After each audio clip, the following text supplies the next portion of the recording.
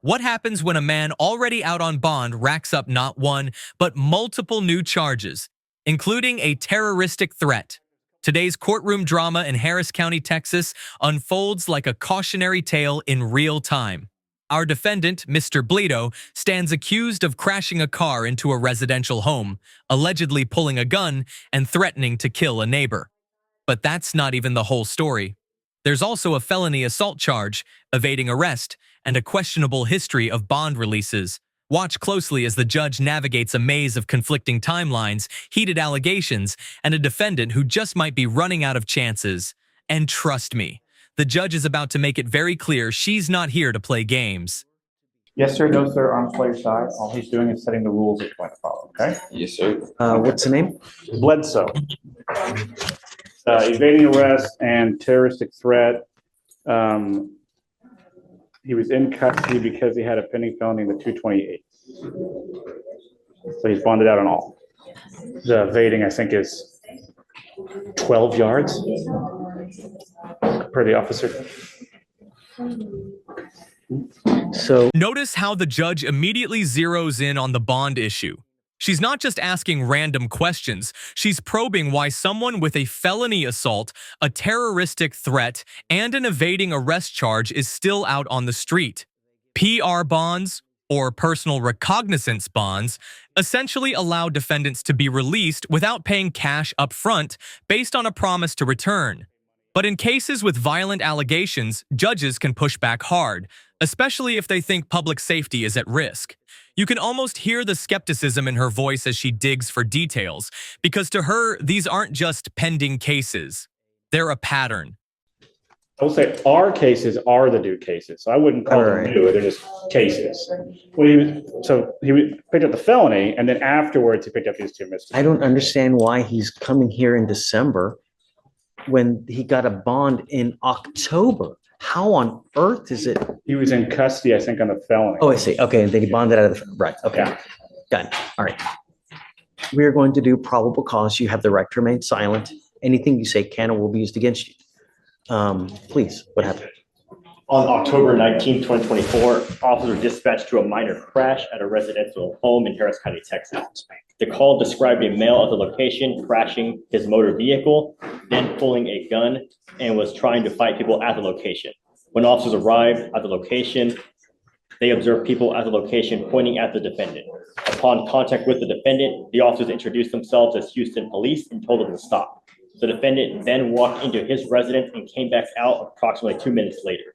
The officers instructed the defendant to come towards them, but the defendant began to evade on foot from the officer the second time. The defendant ran approximately 12 yards from the officer before placing him in handcuffs. A person search on the defendant revealed he had a prior arrest and an active felony warrant. Upon contact with the complainant advised the defendant was driving up and down the street in his car and crashed. The complainant stated the defendant began to tell the complainant he was going to shoot him and kill him. The complainant advised the defendant then began to reach into his waistband and kept saying he was going to shoot him. The complainant feared for his life and felt threatened by the defendant's statement. Here's where the stakes spike. According to police, on October 19th, officers respond to a crash at a residential home. But it's not just about property damage. The complaint is that Mr. Bleedo allegedly threatens to kill someone, reaches into his waistband, and makes the victim fear for his life. The gun? Never found. That's crucial, because without a recovered weapon, prosecutors have to rely on witness testimony and circumstantial evidence. Still, in Texas, a terroristic threat doesn't require a weapon to be physically present, only that the threat was credible and caused fear. And judging by the judge's tone, she's not impressed by any missing gun defense. Have any weapons whatsoever. And if I find that you have a weapon, I can have a contempt hearing. You're looking at 180 days in jail every time if you're caught with a gun. Do you understand? I'm sending you now for a drug test. I want to know what, if anything, is going to be in your system as well. I'm ordering you not to use alcohol or illegal drugs, and I'm going to test you like crazy. Do you understand? This is where the judge goes full force, warning Mr. Bleedo that she will do everything in her power to protect the public, even if it means setting his bond at $2 million. She's not just lecturing, she's laying down a legal gauntlet. The conditions she's imposing, no weapons, drug testing, no alcohol, aren't suggestions. They're enforceable orders. And the warning about 180 days in jail for each violation? That's real. In legal terms, she's establishing a clear record that he was explicitly told the rules, which means if he violates them later, she has the grounds to revoke his bond instantly. No, I'm from Houston. Okay, sorry. I'm just making sure you didn't have Louisiana or something. Not drive. I am also putting on this affidavit that you're not going to drive. Do you understand? Yes, sir. You're looking around, you're just heed this warning, Mr. Bledsoe. Do you understand? Yes, sir. Yes, sir. I totally understand. I only have one off day. I just sleep all day.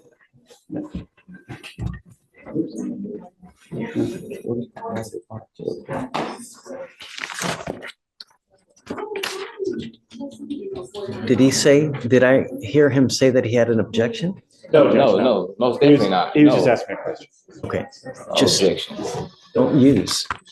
Stay out of trouble. You're in enough hot water as it is. You know, the thing is, Mr. Bledsoe, is that a lot of people make very, very poor choices when they're out there in life. And sometimes that choice makes it to where you will live the next 40 years in a 6x9 box. And I'm going to tell you now, I've read have you been to prison before? Nope. I want you to hear me. I've read stuff about what happens in prisons, and it had me in tears. It was as bad as could possibly. If you think of your worst nightmare, it's worse in our Texas prisons. They don't give a rat's behind about you, and you will be passed around like a proverbial doll. It's awful. Believe me, it's not worth it. Don't have a gun. Yes, sir. All right. Thank you, Judge. All right. If I can, Judge, I don't believe there has been actually any evidence presented to warn. Be humble and contrite. And when you're not, and when you're threatening, abusive, harassing, I'm going to take care of you and I will light you up like a damn Christmas tree. Do you understand? It is unacceptable, the behavior that you have displayed here with myself, with pretrial, with the people down over there. And if you don't straighten up and fly right, I'm going to be all over you. Do you understand? One false move again. This is not supposed to be a happy time for you. And I don't know what I need to do to get your attention. But next time, I will classify you as a danger, revoke your bond, and make it so high you will have teeth falling out. Do you understand? Sir. Take a seat. Thank you, Judge. Back to the point. Do you have a preference on the reset date, Judge? Tell me what he tested positive for. It was THC and alcohol, Judge. Okay. This is where I'll add that the court added bond conditions yesterday, so he had the magistrate. I understand. Okay. He did have So- these magistrate orders in October that I did see that he was instructed over. It didn't have no alcohol, but it did have October what? October 14th, 15th. Give me the last name again. Bledsoe, B-L-E-D. Oh, no. He's still smoking weed then. I mean, if they told him not to use any kind of illegal drugs and he tested positive right now, give me the date, please. Come up, Mr. Bledsoe. You're not off the hook yet.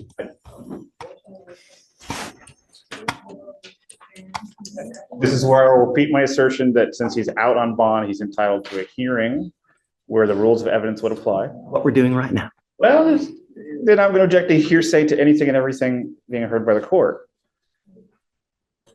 What day was the magistrate condition for no using, please? October 20th.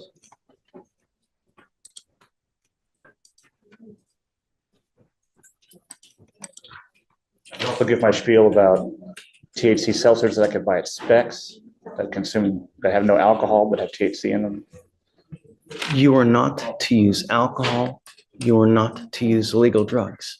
I'm going to give you the benefit of the doubt, and I'm going to test you again in 2 weeks from today. If you test positive for THC again, and I don't care what it is, I don't care if it's a gummy, I don't care if it's a joint. I don't care if it's Delta 8, if it's Delta 9, if it's Delta 352, whatever it may be. This is the second strike moment. Despite a clear no drugs condition, Mr. Blado tests positive for THC. The judge doesn't mince words. She doesn't care if it's Delta 8, Delta 9, or a so-called legal gummy from the corner store. If it's in his system, she considers it a violation. Here's the legal kicker. Even if marijuana is legal in some states, in Texas, bond conditions override state legality. The judge gives him a benefit of the doubt retest in 2 weeks.